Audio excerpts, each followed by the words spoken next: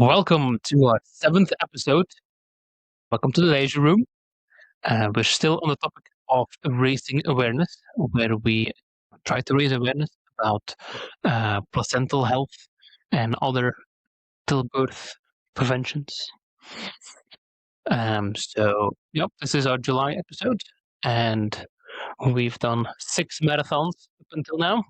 You've done 6 marathons. You joined 6. Here, 6 marathons. Which has been official. It is also a marathon, speed marathon. Yes. It is very exhausting and time consuming. I mean, it's planning and coordination. Yeah, this one was extremely tough because it was one long stretch down. So that was more driving around and more coordination.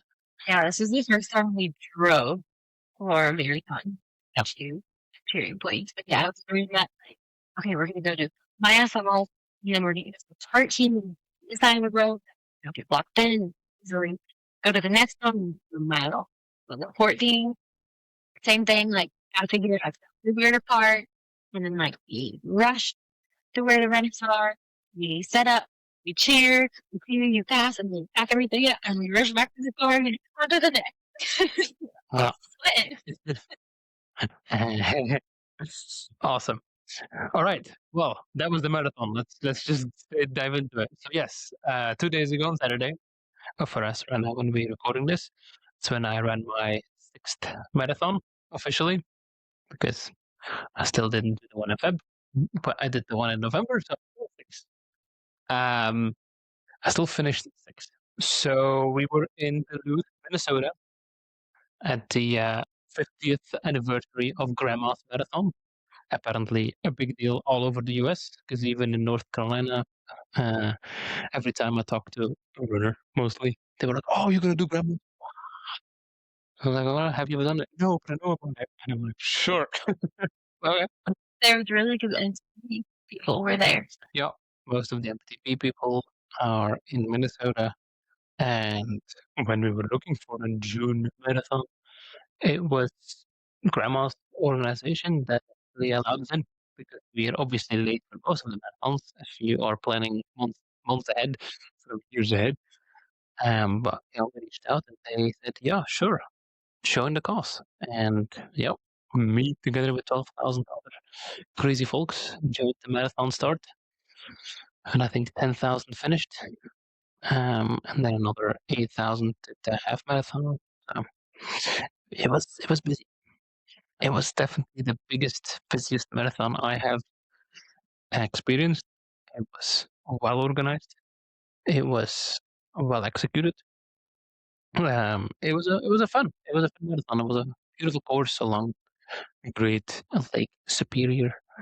And once again, I set a new record. Yes, you did. I'm inching my way closer to Boston qualifications.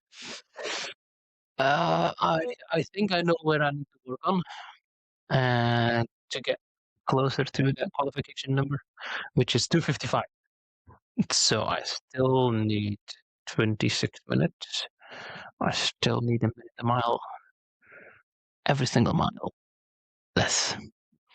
So, but I think I know what I need to work on. So I think food and carb loading, I think I have more or less nailed down. And then I think the next thing is during the race, I need to start doing some salt tablets a little sooner. And I also want to play around with different shoes. But I still broke a record, and I was luckily due to a relatively straight terrain, because otherwise that would have turned out differently. But yeah, I think if I can test some new shoes and work a little bit more on my stretching. Stretching is important. My nemesis. I hate stretching. And we're only halfway. You're halfway. Yes, we are. We look at the trophy. What is it called? Trophy table, trophy hanger. Yes, yeah. It's hard to believe we're already halfway, but yeah. Great memories. What's next? Please. Belgium next month. Yes, in 3 weeks. we will be going to Belgium. Yeah, that will be 2 weeks from when this airs. Yeah. There's still spaces if you or places if you want to join. Everybody's allowed to join cycling, which shouldn't be too big of an issue in Belgium. Cycling 40k in a 3 hour time period. So, yeah, if you're in the Belgium area and you want to join, just send us a text and we'll send you the invitation. We're going through almost all of the places that have been important to me for the 23 I lived in Belgium. And so, yeah, we'll do some cool things. And it will be, yeah, just a fun 3 hours. And then obviously some Belgian snacks afterwards. Not too many details about that yet, but it will be Belgian. And to the Americans, I think, no, it won't be Belgian waffles because that's an Americanification of Belgium. We do waffles, but only once a year, occasionally. That's a little less than, because it's 40 kilometers for 40 weeks. Right. It's symbolic. 40 weeks we have with America. Now, the 40 weeks that a pregnancy lasts, usually. So, since I'm organizing it myself, I don't need to suffer the last 2K, which are usually the most amount of suffering. So, let's make it 40K. But yeah, yeah. So that was the past marathon. We covered the next marathon. What else? We have Father's Day, Yes. the very first Father's Day on both continents. Because at least in Belgium, I don't know what else in Europe, but at least in Belgium, it's a week before America. So in America, it was yesterday, and then in Belgium, it was the week before. How did you feel on your first Father's Day? Yeah, it's weird. I did not get any Happy Father's Day phone calls from anybody in Belgium.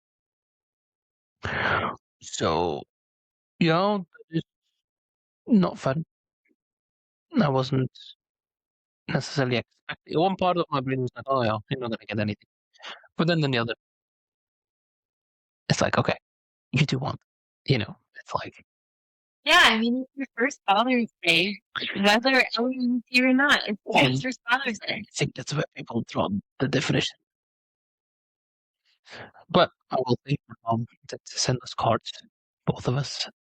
And so that was super sweet. I feel like here in America, several people reached out and messaged you. Yeah, which I to give credit to the people in Belgium. Okay, for my family, but for other people, I'm not local. I'm an ocean away. I'm also 7 hours away. I'm not on the top of their mind, which I can get. So that's, I guess, the excuse I can give myself. But yeah, in America, I'm more, top of mind of people because they see me almost on a weekly basis. Um, Mhm. Anyway, Even my grandma reached out to you, um, my aunt, and also I'm going to tell you that Happy Father's Day when you do. oh, YouTube. Look at that. Yeah. Beautiful. So at those channels are being used. Awesome. I like it. So yeah, those are the differences. I'm not gonna sweat about it, but you know, No, you're a great daddy. do you want to tell them what kind of present you gave me?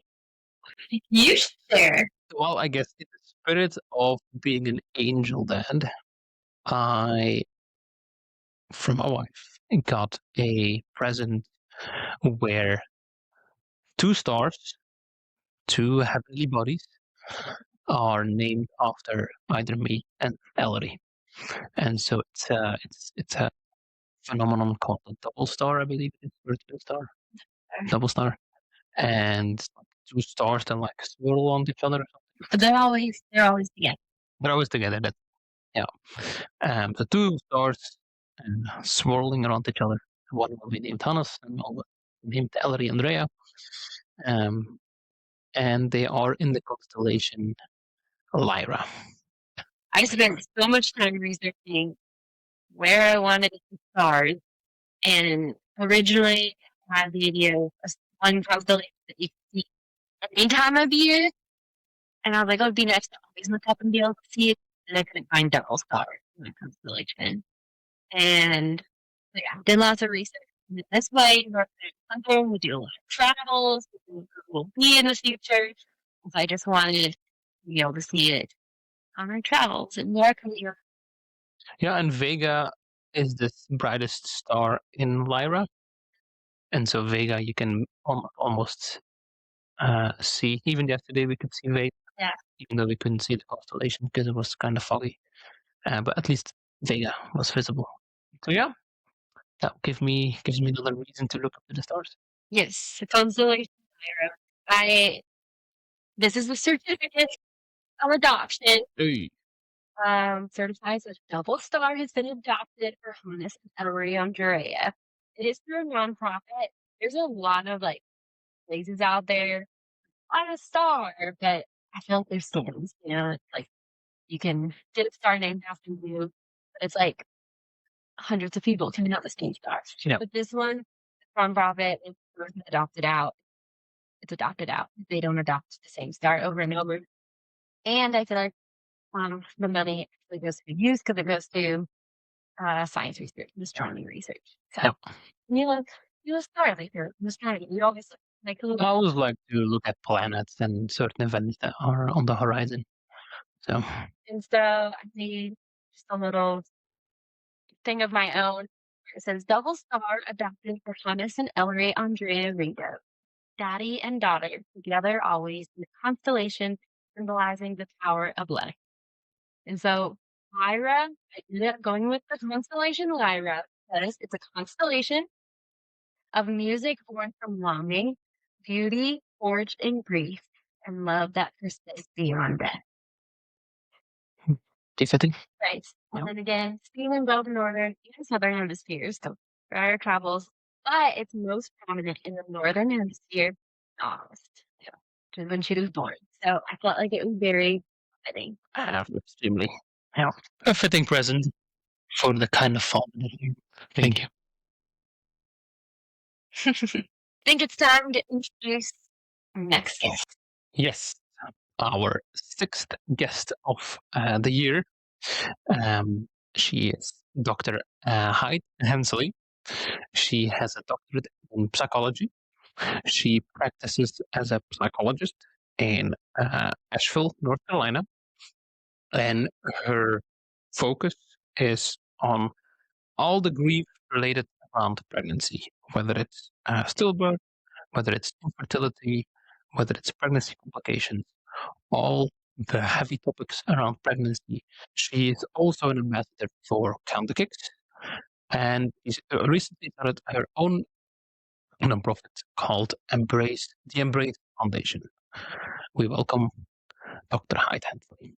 All right, Dr. Hyde Hensley, thank you so much for joining us on today's podcast. Thank you for having me. Let's start with your story. You lost your daughter, Helen, back in 2005, correct? Correct. Yes. Yeah. So tell us about your pregnancy and, your daughter, Helen.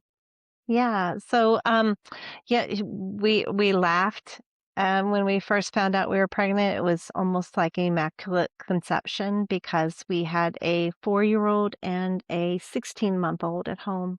So having a surprise pregnancy was the furthest things from our mind. But of course, we're like, okay, this is our family. This is what it's going to look like. And the pregnancy was pretty uneventful.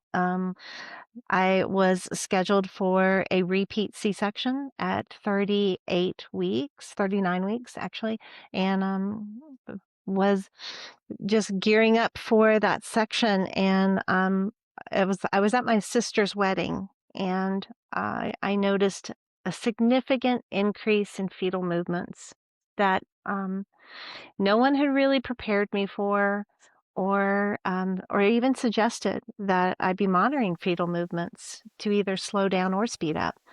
And so I found myself home, taking 2 children to preschool and going for my routine pre-op to learn from my OB in that horrible moment most of us have experienced where they say, "I'm so sorry. There's no heartbeat."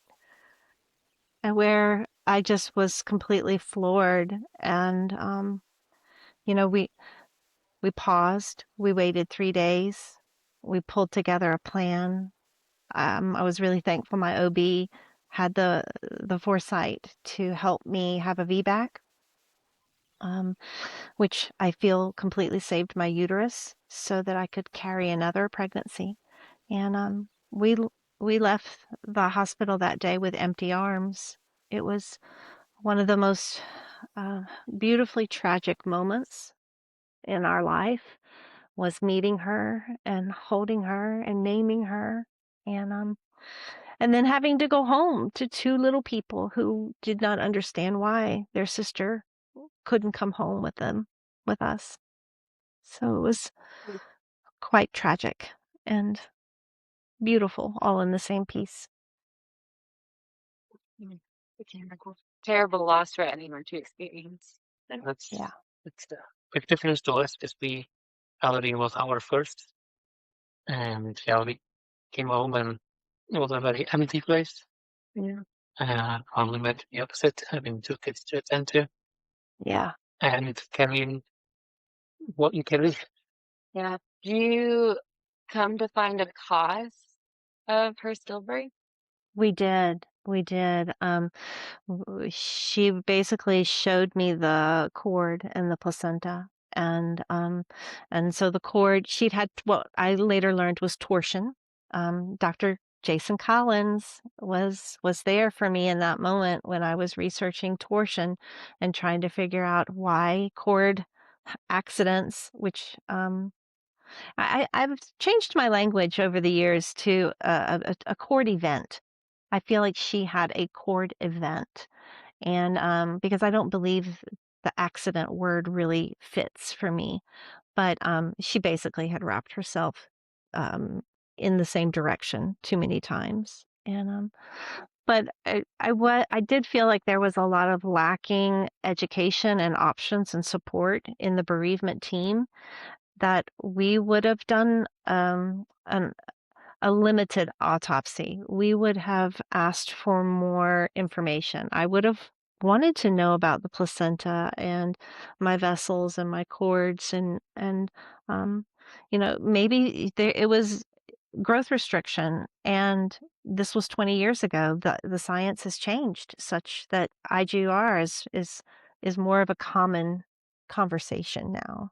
Did they say anything to you about Helen's placenta specifically? They did not. They only showed me the cord. They did not talk of the placenta. And your pregnancy was, you said uneventful. There were nothing that they were monitoring for, concerned about, or you were high risk. No, none at all. And in fact, I mean, I later learned more about interconception care. I mean, I think that I was a risk for some more investigative monitoring, considering I had had this was my third pregnancy in less than 4 years. And that seems a little close together for me. I just think that they could have been a little bit more curious and a little bit more empowering of my intuition. No one ever said, "So, this could go differently than your others. We'd love to talk to you about some things to be aware of." So in the aftermath of losing your beautiful daughter, how did you find purpose? And how did you, yes, for lack of a better word, motivate yourself? Yeah, and what I've learned over the 20 years is it is through advocacy and purpose that we find healing. And so at the time, my best friend and I owned a manufacturing business, manufacturing children's clothes. And so um, closed my business. We just shut it down.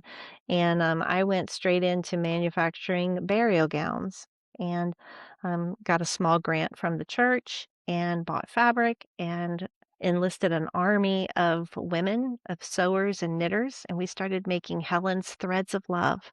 And they were heirloom styled burial gowns for labor and delivery, stillborns, and NICU losses. So that was a pretty quick shift and pivot, or pivot and shift for me, because within a year I was leading a small little ministry. How long did you do that for? Almost 9 to 10 years. It was, I have a beautiful story about, a volunteer that's because sometimes moms would find their way to us, and, there was one day I was in the grocery store, and this beautiful woman walked up to me, and she said, "You're Helen's mom." And I was like, "I am. I am Helen's mom." And she said, "You made our daughter Sydney's burial gown. Thank you. Thank you." And, oh, God, it was one of the most proud moments of my life. Wow. That's That's such a beautiful. special moment. Yeah. Yeah. We had something similar at a race. Yeah. In Nashville, somebody came to me like, "Oh, are you Emily's dad?" And at first it didn't resonate because I mean it was the very first time ever that I heard that uh words or those words in that particular order. And so it was like, uh yeah, actually, yeah, now you mention it, actually I am, yeah. And yeah, even to this date, yeah. It's a really special thing to hear. Um, because it's the only few times that really, It's so special to hear their names and to hear that you're dad. Yeah, you're Ellery's dad. Yeah. Do you feel like putting, channeling your grief into creating those burial grounds helped you really kind of like push through and carry forward? Absolutely. It allowed me, in hindsight, now that I can, like, totally psychoanalyze it, is it allowed me to parent her. It allowed me to bring life to her name, to her memory, to, connection. I mean, that's what we do as parents is we build connection with our children and our community. And that has just been her biggest gift is that people know our daughter Helen and our children talk about their sister Helen. And it's just beautiful to be able to have her as a part of our family, even though she's not physically here. She is so present in everything we do. I think we can resonate with that. I mean, just seeing the malice behind us is the reason why we have uh, just the physical expression.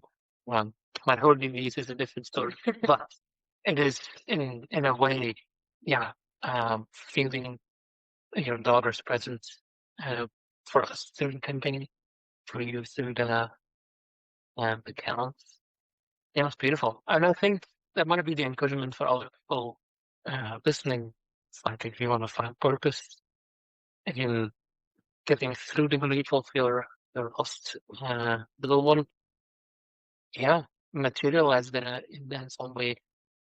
There's something that down the line, if you look back at medals, if you look back at gowns, you can be like, oh yeah, that's that resonates with my daughter or my Yeah. son. Yeah. Yeah. You know, the other thing that's coming up for me as you're talking is the physical movement. So for me, it was the sewing, it was the knitting, it was the handwork, it was the it was moving and grieving. And for you, the miles and the running and the processing of your thoughts and your heart and your physical exhaustion, it's where the rubber meets the road, right? It's where you get to be really proud of of your child. Yeah. How did you explain to your children what happened? Because I'm sure the 16-month-old was too young, but was the 4-year-old like old enough to understand what happened? Ugh, that was the hardest thing. I remember calling my pediatrician and saying, "What do I do? What do I say?" And and she advised me to not use words like died or sick.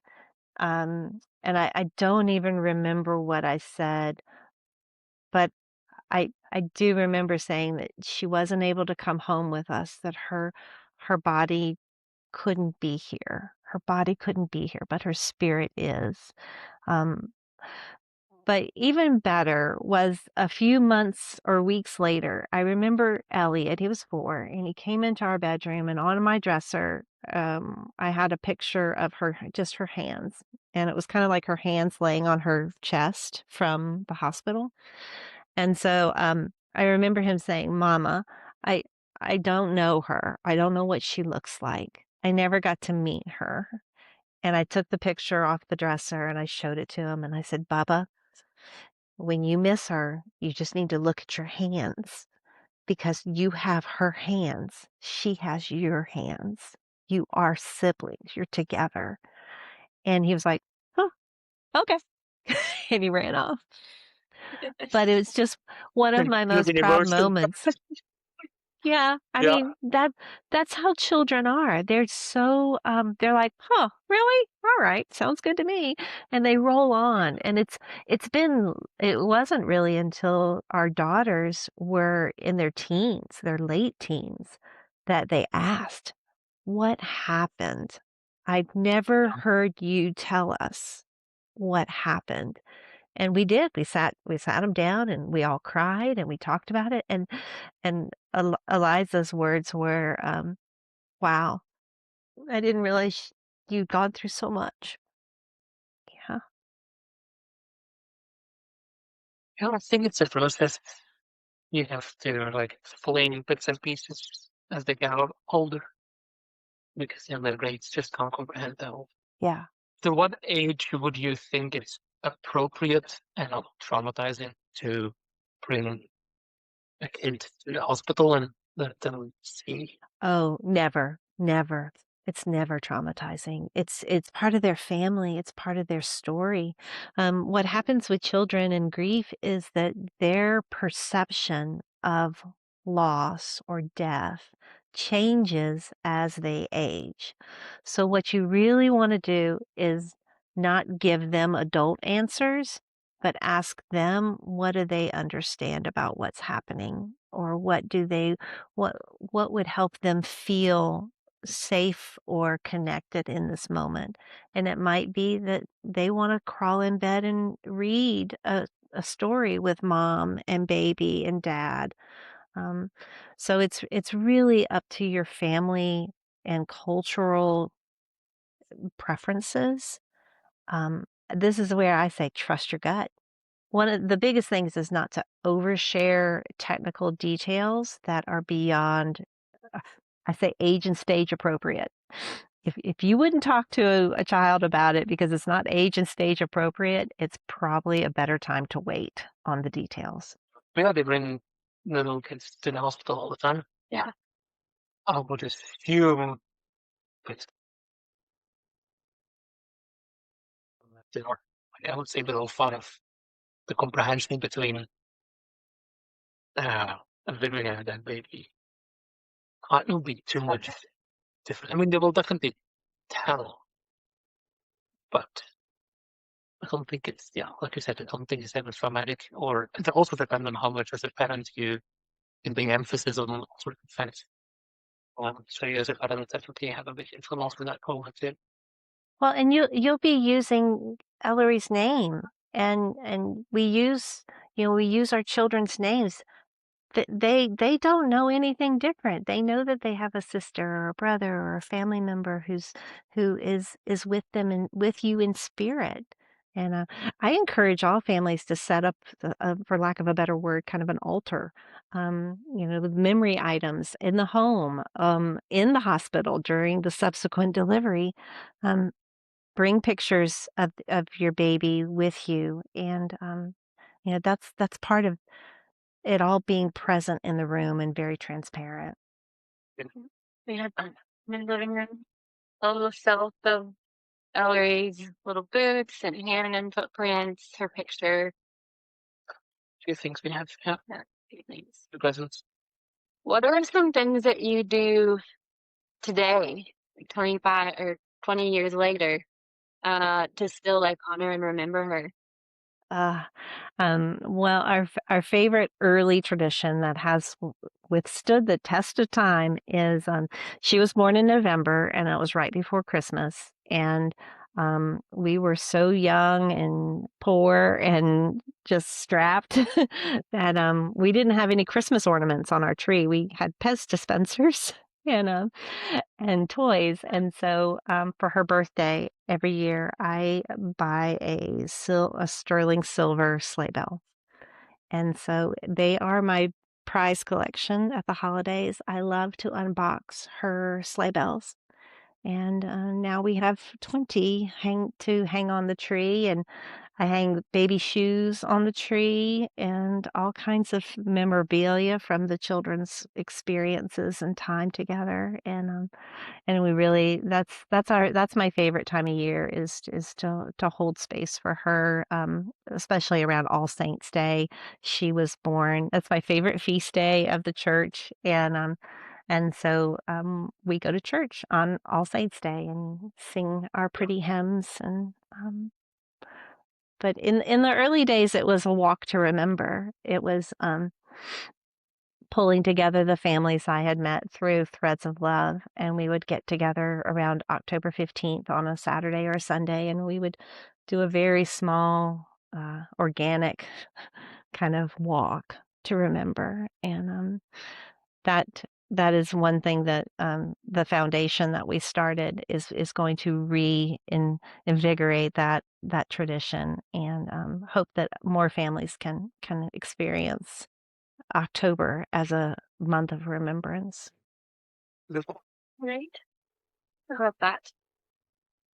What about in terms of waves of grief today? Like, how do you experience that versus in the earlier years? Ah, yeah. I guess, in the early years, it would completely blindside me, and I would run to the car and have a little minor panic attack and kind of a pity party, or I would cry or try to regroup.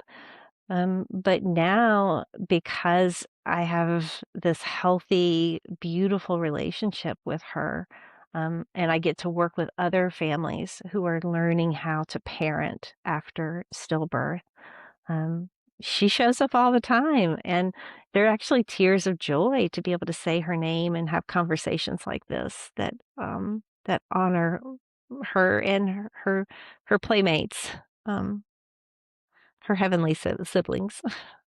Uh,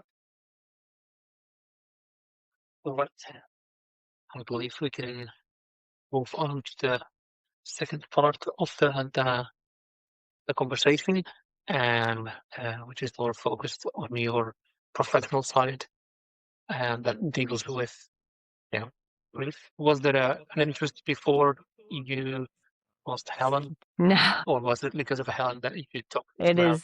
is it is solely because of her and the experience that Dave and I had, with parenting, and just being thrown this curveball that the stigma, no one talked about it. Nobody said that this could happen. And, so after closing my, manufacturing business and having, her sister, Alice, I was, enlightened to the world of, or the lack of, mental health access. And so in the early weeks and months, I was like, "Where's my support group? Where are they? Where are my people? I gotta have people. There's gotta be people who've gone through this." And I couldn't find anybody, and I couldn't get to support group, and Dave couldn't go to support group because somebody had to stay home with the siblings. And so, it was really hard. Facebook was just beginning to come out, and they were taking our pictures off of Facebook because they were offensive. So we're talking like there was no talking. There was no honoring what our children looked like and what we had been through as a family. So I became a doula. I first started with being a postpartum doula because I figured that there's got to be other women with birth trauma, and at this point, I was kind of a professional mom. And so after becoming a postpartum doula, I was like, wow, I'm actually pretty good. at connecting with women and families and birth, and my eyes were opened to the social emotional support needed during pregnancy, especially pregnancy of a high risk or a highly anticipated baby. Um, and so then after that, I realized, well, this isn't billable, and I have to find a way to provide for our family. So graduate school was the next course. And so I've just spent the past 10 years in school learning psychology, attachment parenting, how to parent during a crisis, how to just be good enough, not be perfect, and how to grieve, how to carry grief. I do wonder, as first question, like, how is grief to be written for a infant loss different than for a friend, family member that you've known for X amount of years? Hmm. And I'm asking from a maybe like within your brain, like connection wise, like physically, but also obviously mentally, where lies where the differences lie, how the body and then the responses thereof. It's huge. It's vastly different. It's vastly different because babies are created out of love, and they're meant to bring life to your home and your family. And when they die, it is it's basically the loss of our assumptive world. The world we assumed would be easy, natural, part of the process, part of living, part of being a family. And so losing that that world that we assumed would be our future, it's extremely devastating to the paternal and maternal identity because our biological bodies, our hearts have changed. So now we're having to be a parent to a baby who's physically no longer with us. And we've lost the ability to nurture, to love, to be tired, to be lack of slept, lack of sleeping and lack of nurturing and all these things. It's very confusing. We feel very lost and like we're spinning on a without a mission. We're like a parent without a mission. And so for those families who have to bury an infant or a young child, it is more similar because you've lost the cycles of life, the traditions of kindergarten, first grade, second grade, third grade. Um, for families that lose children who are older, they've they've nurtured them, they've groomed them, they've bathed them, they've tucked them in, they've taken care of them when they were sick. They've been able to parent. And so it's a different type of loss. We really don't have a process for what we're experiencing. Yeah, I can relate to what you were saying at the beginning because obviously, we had the car prepped to come home with the baby. The house was fully prepped to accompany a baby. Our future travels, our agenda, like our entire life was already catered around the change that was upon us. And yeah, in what was it, 4 hours, our entire future, uh, yeah, just changed. Even though most of the stuff was just mentally like, okay, then next summer we need to go to Europe and take a plane. We kind of have to prepare for the plane ride, for the flight. Um, you're gonna travel and all that kind of stuff. So everything that you prepare for as becoming a parent, no more. So yeah, I can imagine that it's a whole different, uh, yeah, change within your brain. We don't have the memories we were supposed to create them. Nothing in life prepares us for this. No, especially I feel like as far as I mean, you were also at term, like when you're at term, you just think, oh, it's a new day now, like we're gonna have your baby. I just remember like standing in our living room or kitchen or whatever and looking at like our calendar and being like, by next weekend at the latest, like we're gonna have a baby here. So, like, if we get this weekend together, we should enjoy it. It's gonna be the last of the two of us. And then we had our daughter, but she didn't come home with us, and we were alone that next weekend, you know. Mhm. So you just don't expect it. And it's not like also after, it's not just like, oh, it just goes back to the life that was. So it's like finding a new path is really hard. Yeah, it's you're missing something, but you've never experienced what you're missing. But it's untouchable.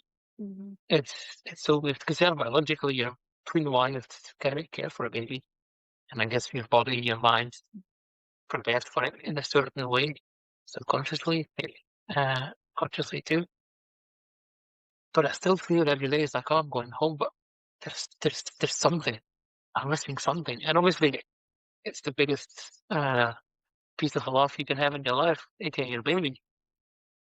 But it's yeah, it's hard to explain. Yeah. I feel like unless you've experienced, there's no way to really understand. Yeah, Yeah. Again, from an outsider's perspective, our life, like if you just took our life before and after, they'd be like, oh, it's the same perspective, but they are not seeing all the changes that are happening within us. And this is where society really does not support our grief because a lot of our family and friends and society are so uncomfortable with the thought of what would I do if I lost my child that they can't imagine what to say or how to support you knowing that you did. And it just creates this uncomfortable interaction when all we want them to do is say, "Tell me about your baby. What's your baby's name?" yeah. Child loss was one of the um, most common deaths in Belgium, just because life and the quality of life in America, not only in Belgium, I guess, in many places in the world too, where people have a large families because majority of kids don't make it past 8 to 5. And some cultures they don't even give a name until day 5, day 10. So I guess from a societal, cultural perspective, it it might be different in the last 20, maybe 40 years, I think. But if you go back to the older generations, they might still be living with that mindset and that yeah, social pattern, cultural pattern, and that we're carrying it on. In this day and age, we might be the new generation that wants it different, but it takes a while for society as a whole to change that view, I think, yeah, and accept the loss. Yeah. I think some older people have just kind of heard what happened with our daughter and are just kind of like, ah, Just make a new one. that's just, we got to move on. Cycle of life. Yeah. Yeah, and that's like the worst thing they could say, right? "Go have another one." Yeah. Yeah. Talk just a little bit of pressure there. It's not as easy as going down to Target and picking one out. Yeah. Yeah. So, in your practice, so what is the kind of patients that you mostly focus on? What are topics? What are the situations that patients go to you? Yeah, and, I think what I've learned to do naturally is not have any expectations of the client or the mother or the family in front of me, but just to meet them where they are. Where are they today? Because I work with a lot of sadness, whether it's stillbirth or IVF or termination for medical reasons. These are such heavy conversations with such heavy stigma in society, especially our current atmosphere and the cultural environment in the states right now is pretty heated, and our technology is moving so fast that mothers really want answers. They want to know why and how soon. Um, so I guess that is probably the quickest or the most the thing we get to the fastest is how long do I have to wait before I can try again? And so I mean I have some theories on my I think the heart can only wait between 4 to 6 months. Um, I think that's when the yearning and the longing for creating another pregnancy and creating a subsequent child starts to really tug at us because the grief is so heavy and so thick that we just can't be sad any longer. We're like, I love this child. I'm going to miss this child, but I don't know how much longer I can suffer. And so we want to get pregnant again so that we can move that on faster.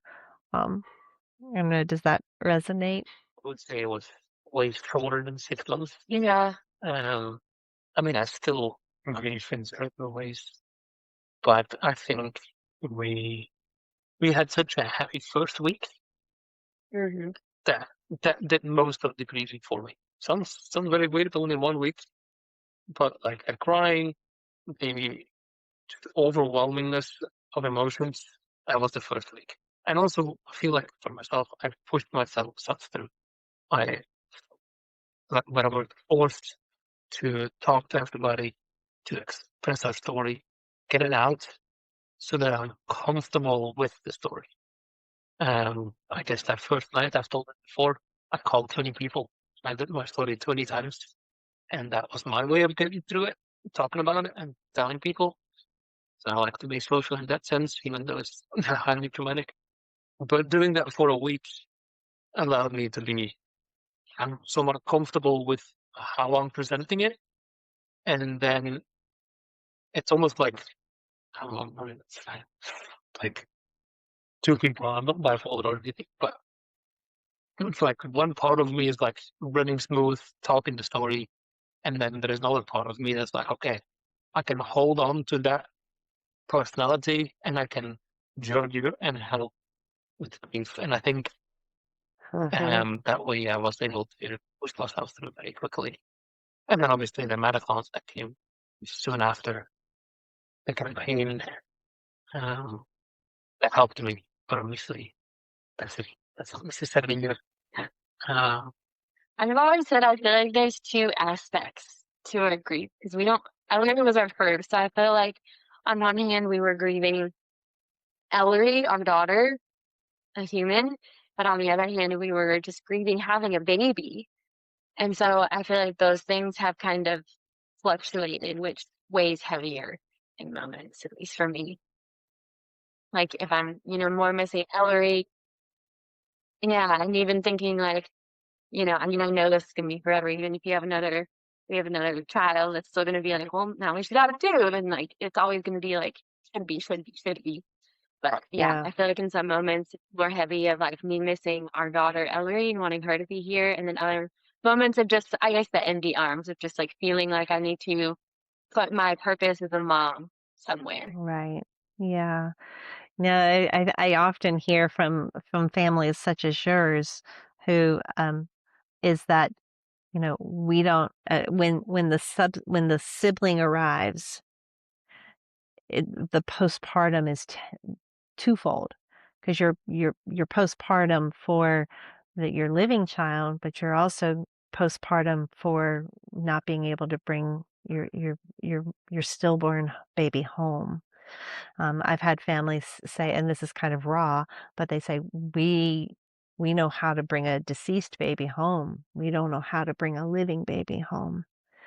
And so that first postpartum period is we're we're re-grieving. um, very direct question.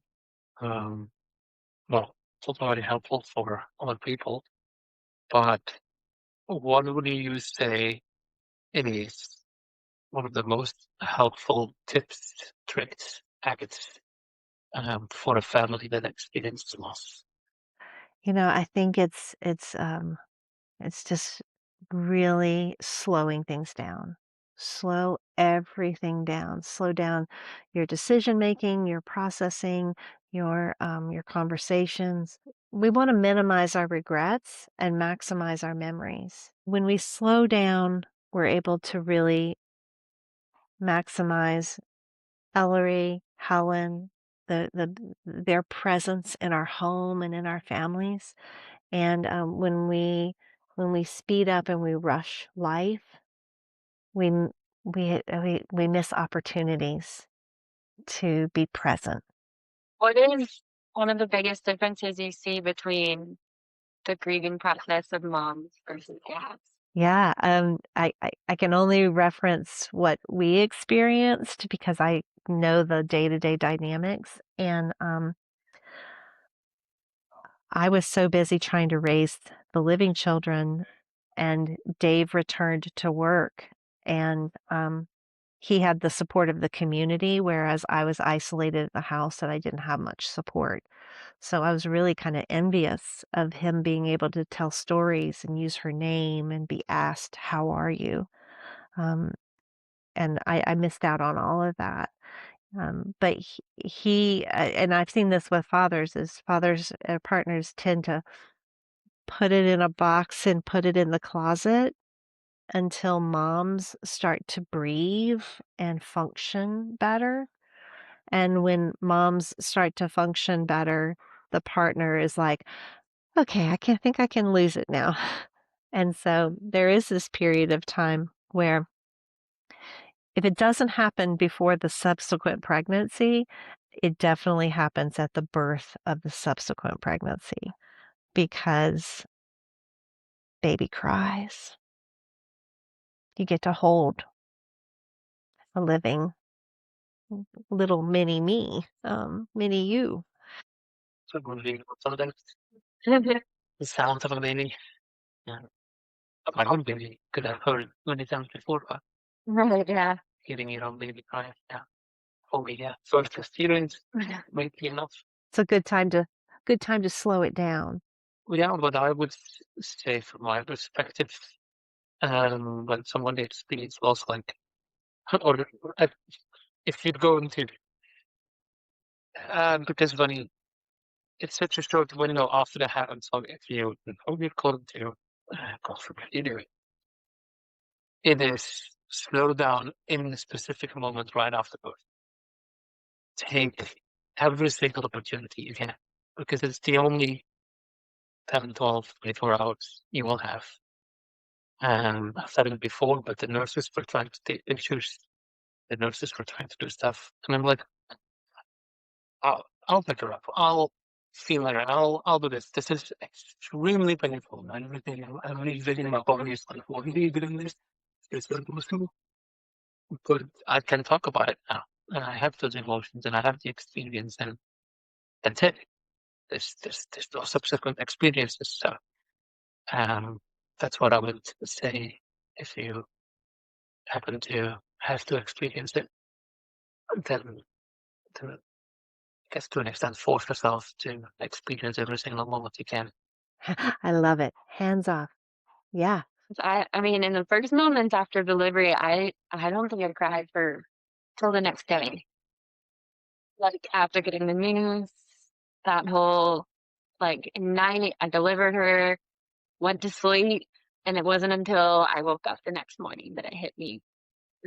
Like after delivery, like he was crying, and I just like couldn't, even if I wanted to. If you just push out the baby, I just was give yourself some like grace. not there. I think mentally. No, I can resonate with that too. I remember being taken to the the quiet wing of women's services where there were no other birthing women and babies, and um, oh, I was so hungry, and they gave me a bowl of cereal at midnight, and I mean, it was just, there's so many things that they could have done to have made it a little bit more compassionate. You talked about how back when you had Helen, the mental health aspect of it all was very minimal. Do you feel like that has changed since then? Do you feel like there are more resources for grieving families? I think it is changing. I don't think we have gotten where we need to be at all, given the increased rate of loss and the low birth rate and the added maternal mortality piece that we are actually losing just as many mothers in childbirth as we are babies. But I do think that it is more commonly talked about. I started doing Star Legacy's couples bereavement groups online right when the pandemic hit, and it was just such beautiful way of connecting with families across the globe who had suffered stillbirth. And 20 years ago, you would have never had a support group. I mean, I was begging for a couple or a nurse to talk about.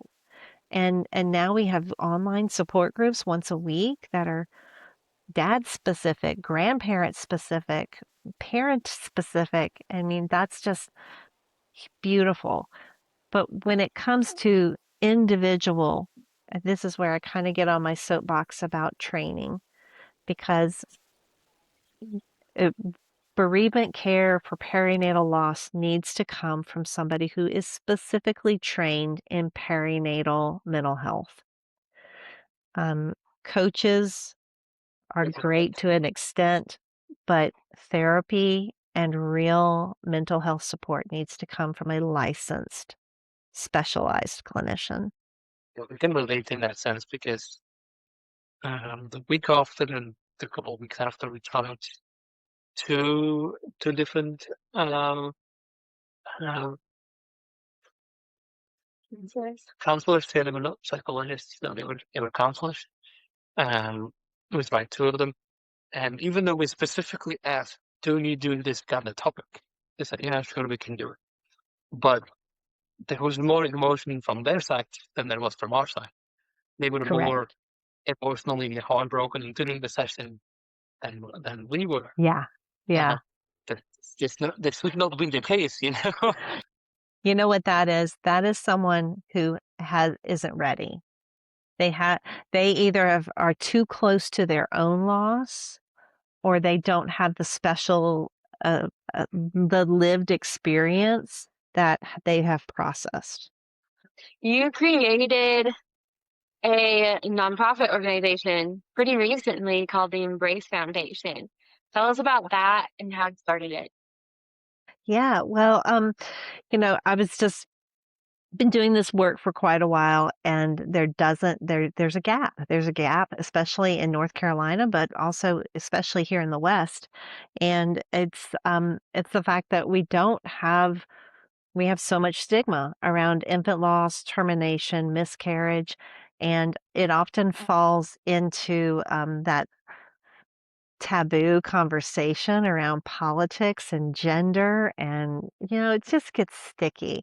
And I feel that all people are created equally and that all couples should be able to access support. So that was really the founding mission behind the Embrace Foundation, is that bereaved people, parents, no matter how they see themselves, could find community and support in a safe, loving environment where they could access resources, therapy, group support, and remembrance events. So we pride ourselves in being diverse, being open, and not being exclusive, so that everyone feels welcome, whether they've had a miscarriage, a termination, or a stillbirth or a NICU loss. Grief is grief is grief. And so there are ways that we can overlap and support one another. And then there's also resources that are more specific to that type of loss that may be helpful. Someone looking at an online um, yeah, website and podcast and monthly meetings, or are there in-person events as well? And that's and beyond. Yeah, we try to do most of our work in person, since the online support is so prevalent with some of the larger organizations.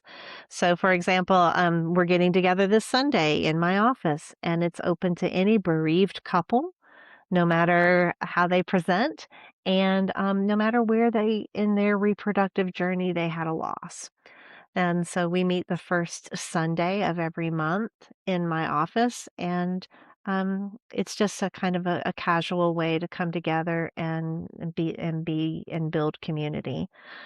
We've also had some small events around town that have specialized stillbirth in particular. We had a music concert.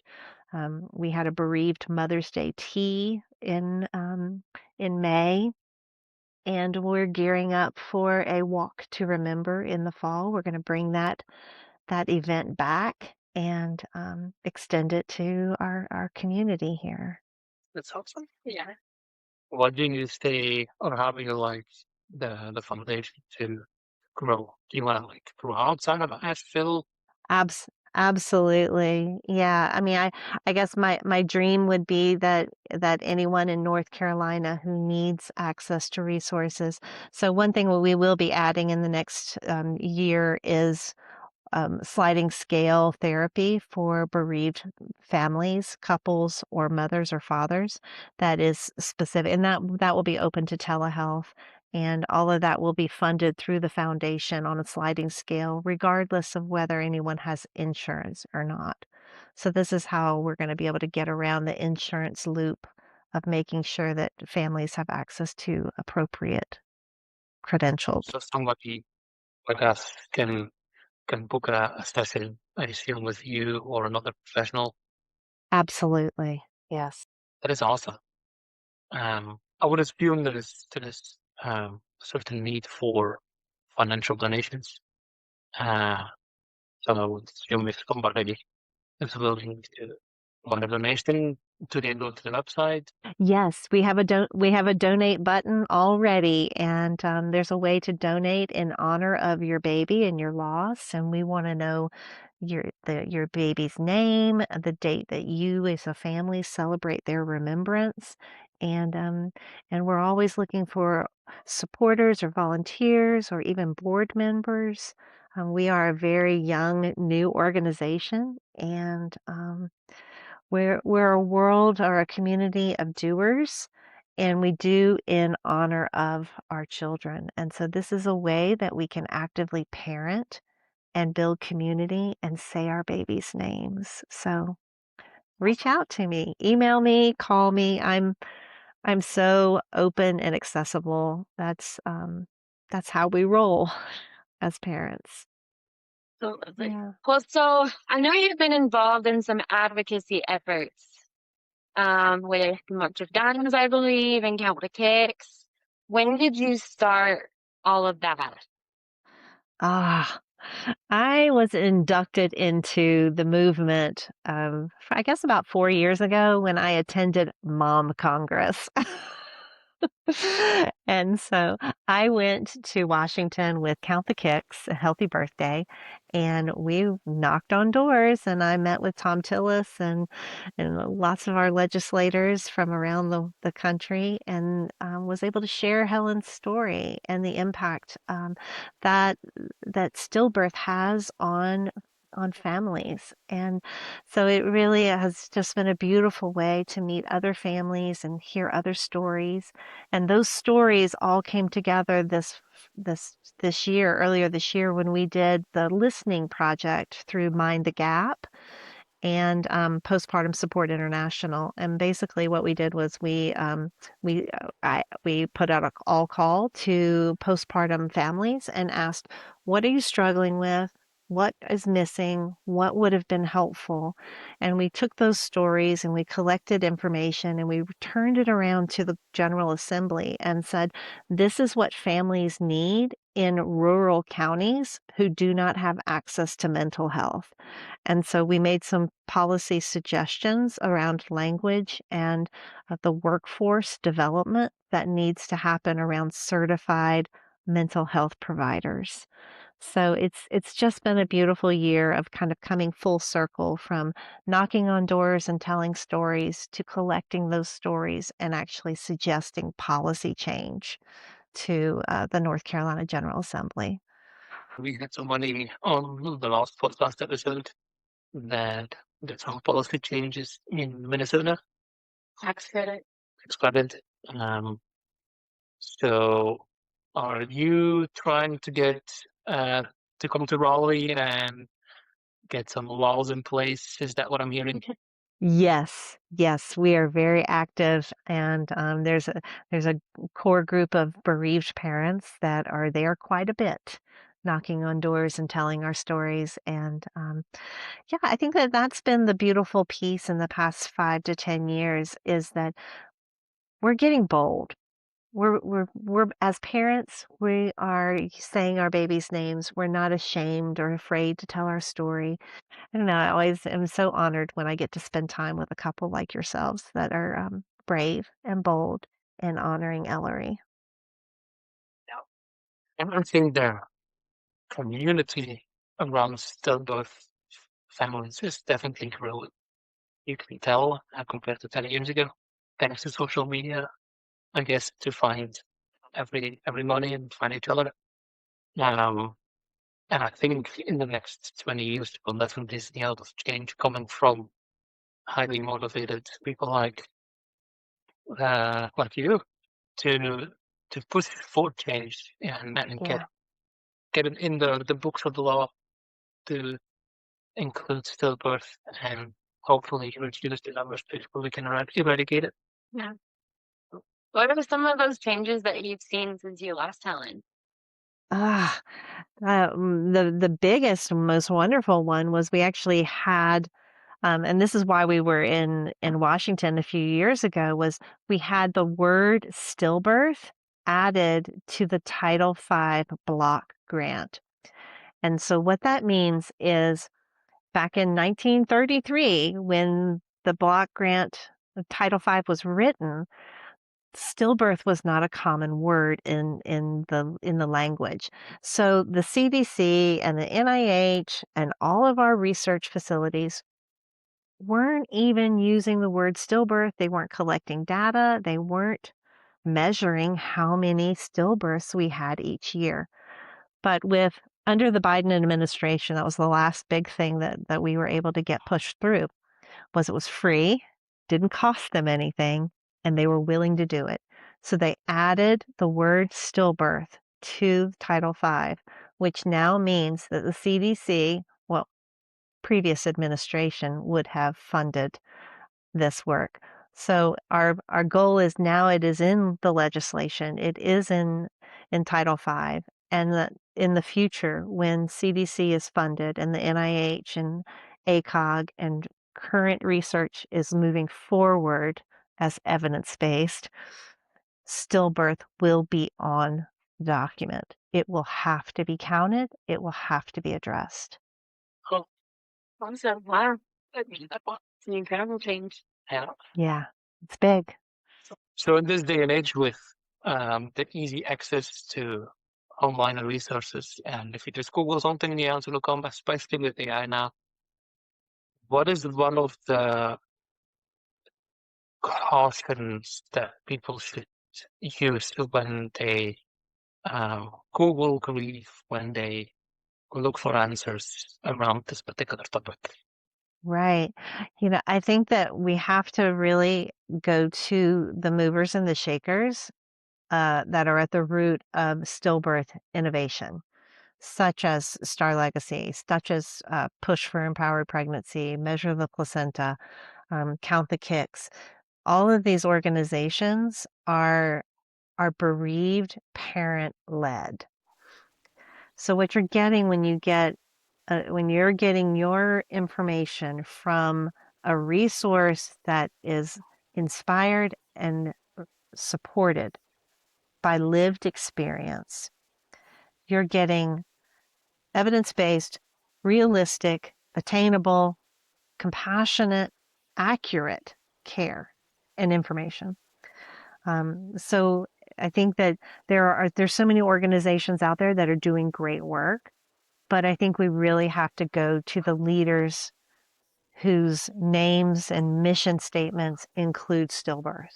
I think that's one thing I've come to realize is since we lost Ellery, we were given some information of resources, but going through them, a lot of them were not specific for pregnancy loss, stillbirth, infant loss. And I had to look myself. And really, the reason I came across all these organizations like Measure the Placenta and Push for Empowered Pregnancy, Count the Cakes, all of that, is because we were looking for answers in terms of what happened to Ellery and that caused her death. And so that led me to Measure the Placenta, and it was kind of a cascade from there.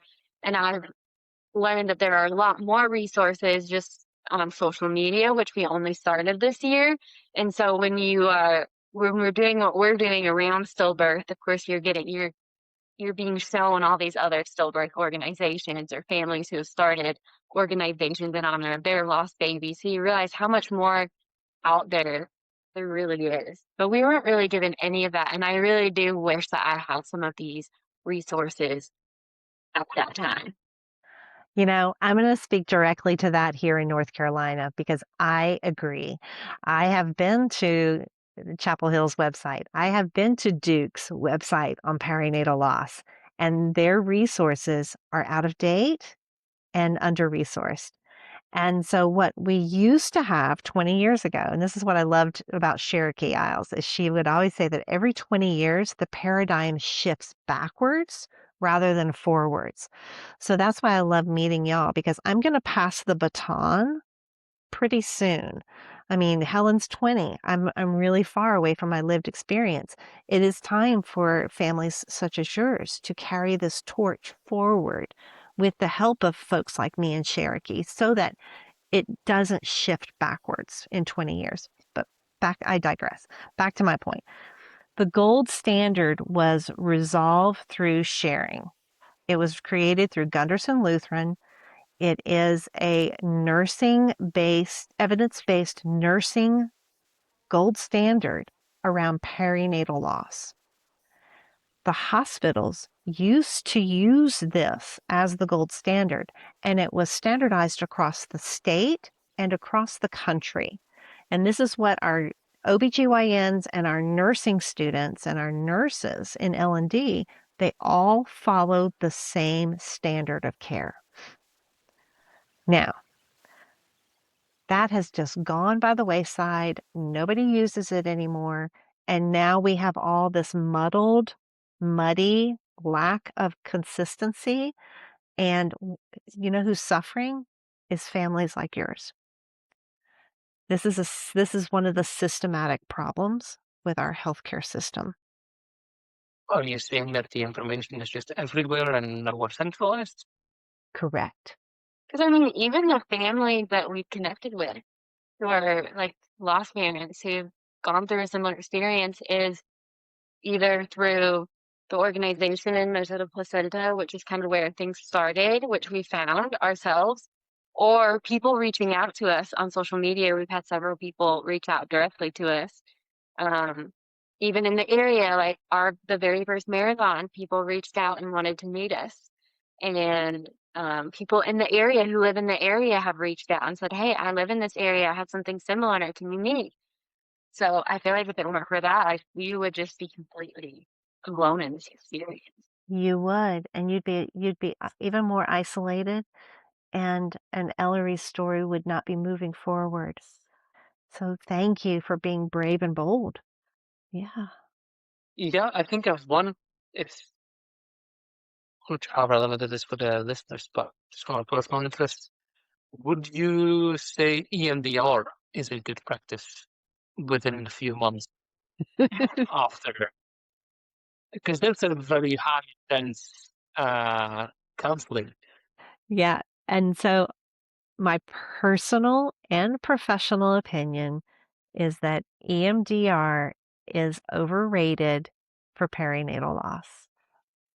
So, I think that it depends on the safety and the relationship with the therapist, which takes months, if not years, to build. It takes a very skilled therapist to take you to that trauma place and help it heal rapidly. Nothing is going to fix this fast. EMDR is not going to fix this fast. But we talked about it at first in the very beginning of our conversation. running, sewing, knitting, anything that uses your right brain and your left brain while you're crying and grieving and physically moving your body is EMDR. So, from the safety of your own running shoes or the safety of my knitting needles, do your own EMDR. Talk to your partner, talk to your family. Find a skilled therapist who can walk you through the ups and downs and the revisiting the grief. Um, you're actually more skilled in it in processing your trauma than you think you are. It can be very, very helpful for people, so I don't want to knock it. It's just not my But jam. specifically to stillbirth, that's a whole different Mhm. category in its own to practice that. All right. Well, just to wrap up, one final question. If someone's listening who has experienced similar loss, stillbirth, what is one piece of advice you would give them? Listen to this podcast. Listen to the podcast. Don't be shy. Reach out. There are many, many of us who love it and understand it and are proud to share in the walk with you. You don't have to walk alone. You don't have to walk alone.